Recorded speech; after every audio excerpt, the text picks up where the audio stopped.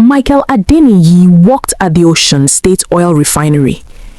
Every weekday, he woke up as early as 6 a.m. and headed to a popular junction nearby to wait for the company's staff bus that conveyed workers to the refinery. On this particular morning, he woke up earlier than usual. He had an important task to handle at the office and didn't want to be late.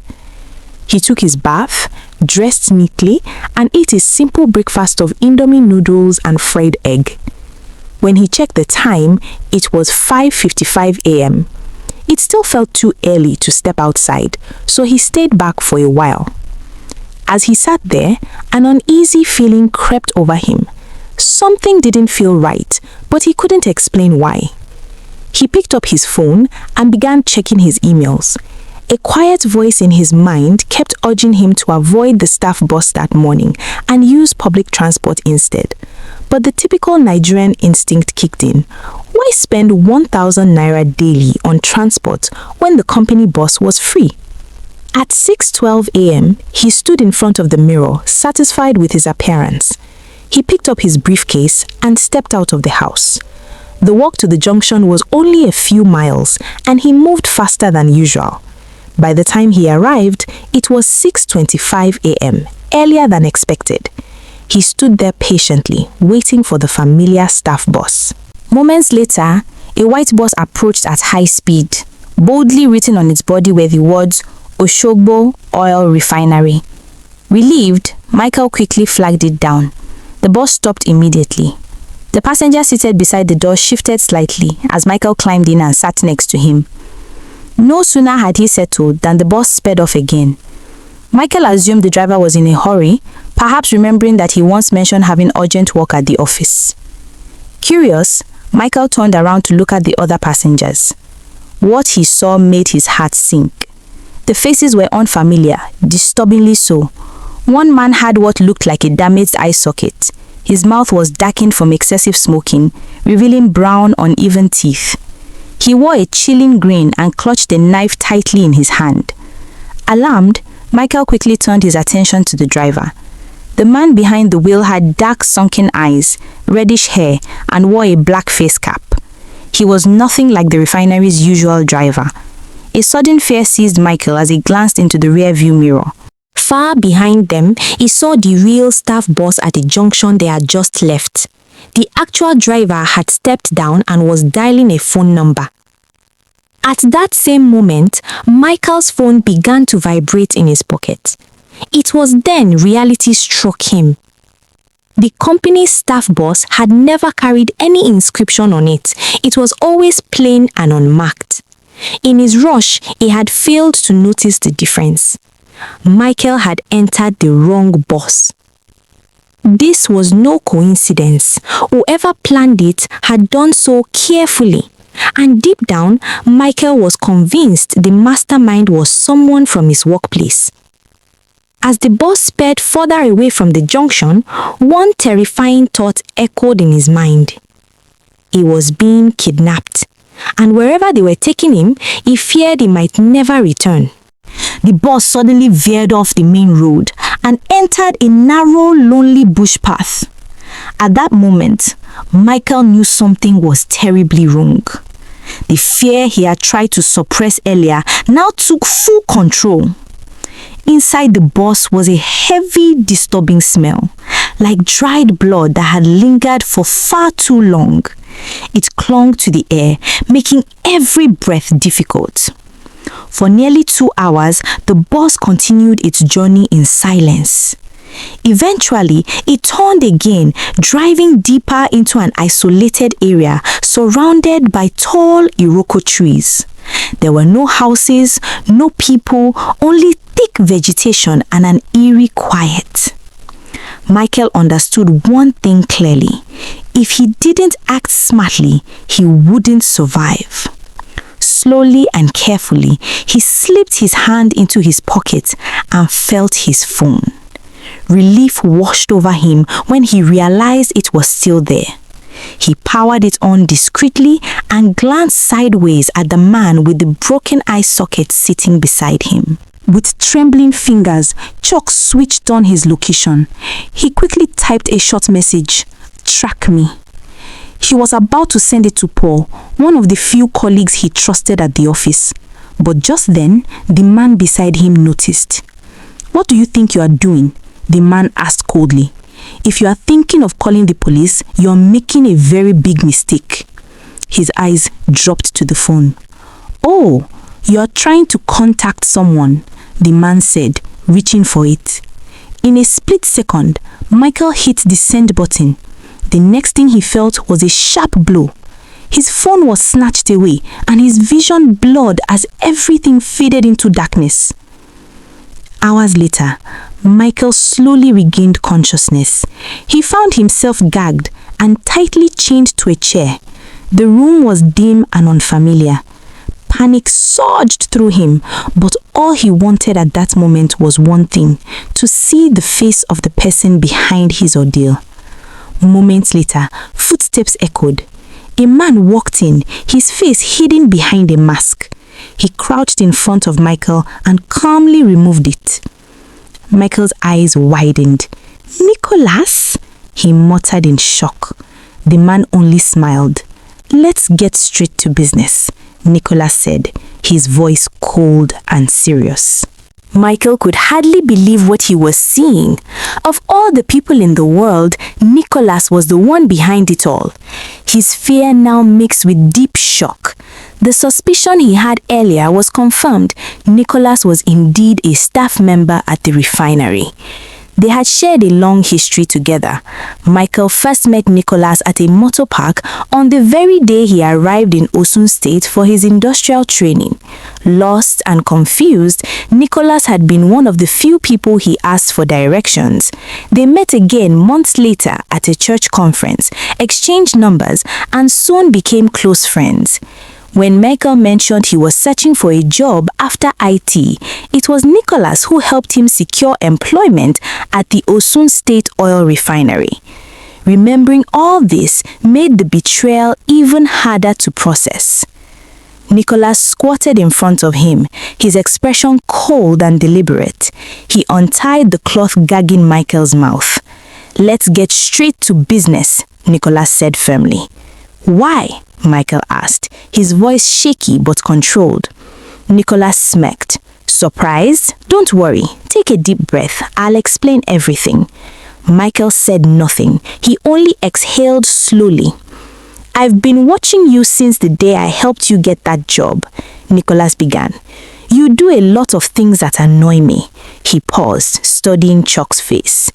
"When you first resumed, you always tried to be the perfect one, coming early, acting righteous, refusing anything that could implicate you.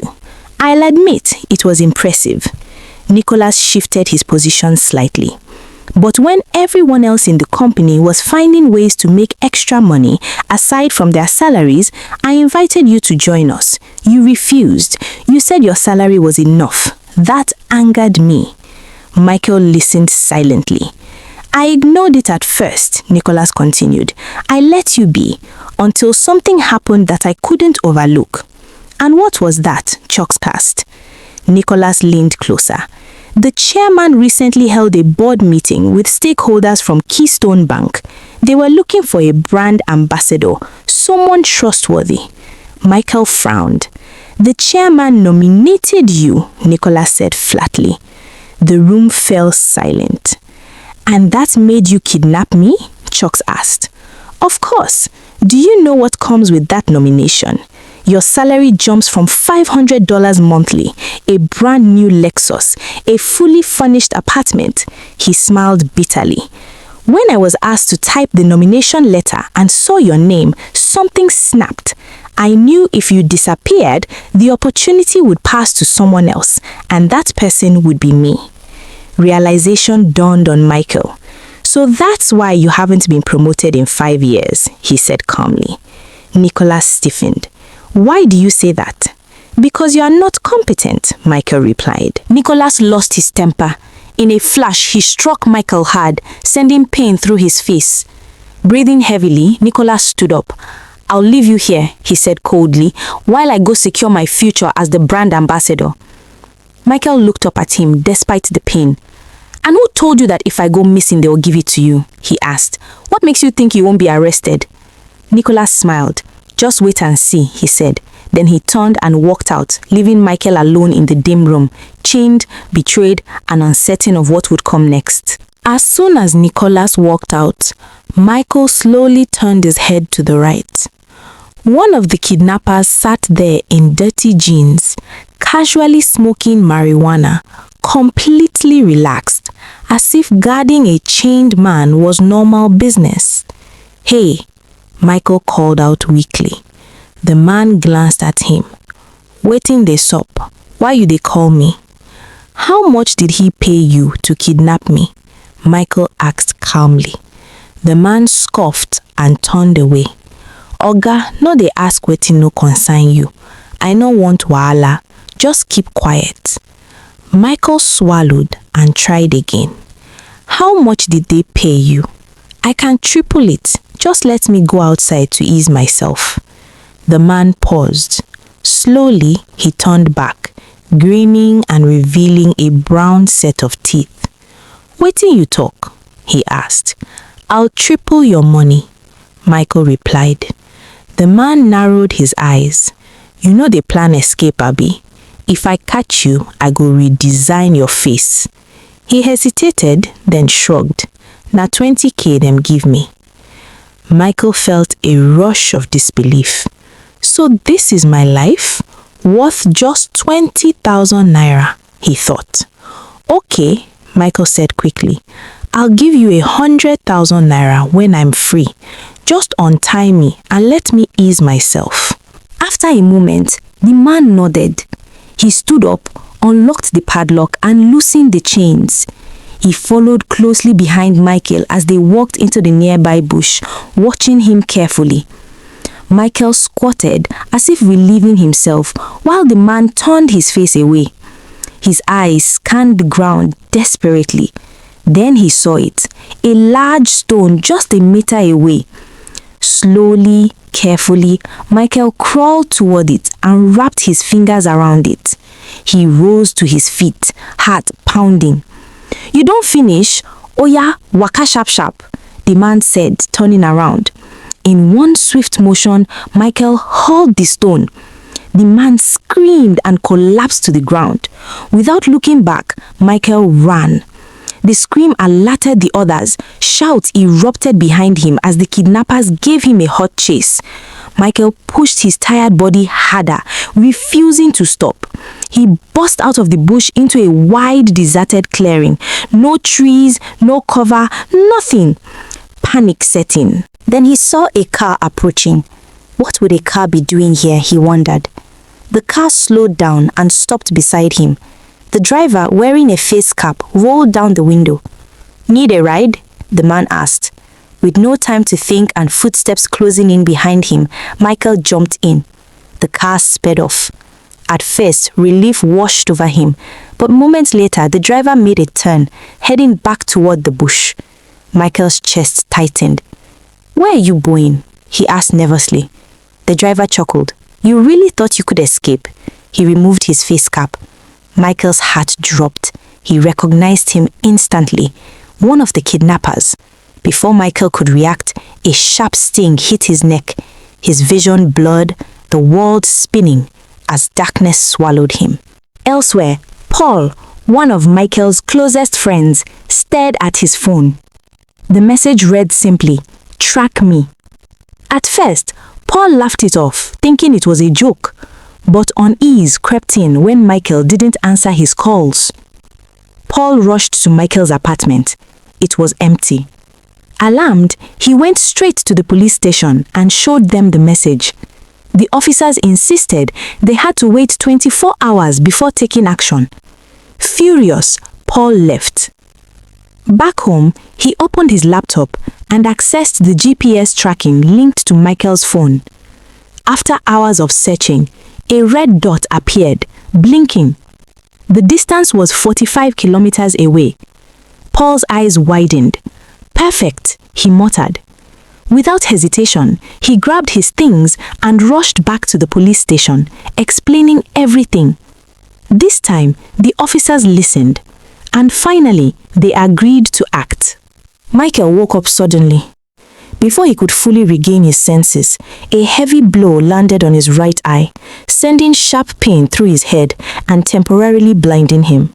Dazed, he struggled to open his other eye. Standing over him was the man he had struck with a stone earlier. His head was wrapped in bandages, but the rage in his eyes was unmistakable. "You think say you wise?" the man barked angrily. He struck Michael again, this time with a forceful kick and knocked the air out of him. Michael groaned, tasting blood as he struggled to breathe.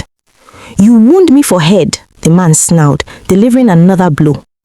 Michael was already weak. The injuries he had sustained earlier had not healed, and the renewed attack left him barely conscious. Just as the man raised his hand again, a familiar voice cut through the tension. "That's enough, Mike." Nicholas stepped into the room. He walked closer to Michael, looking down at him with cold disappointment. "You tried to escape," Nicholas said. "Did you really think it would work?" Michael, who was too weak to respond, only stared at him. "My man allowed you to go because he showed kindness, and you repaid it with violence." He leaned in closer. "Now, we do this properly." Nicholas brought out a jackknife. At the sight of it, fear washed over Michael. "What do you still want from me?" Michael managed to ask. "You've taken everything already." Nicholas smiled darkly. "I want to unalive you."